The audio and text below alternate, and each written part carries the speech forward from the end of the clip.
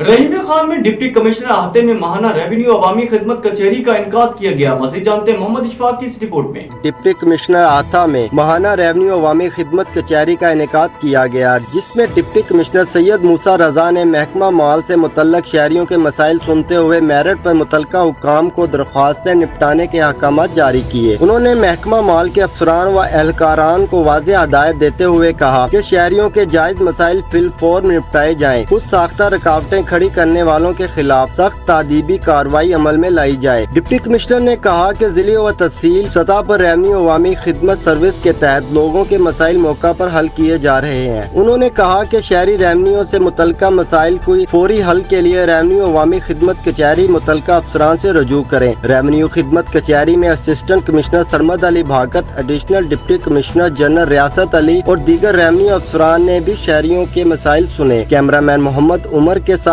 मोहम्मद इशफाक, राज news, रहीम यार खान।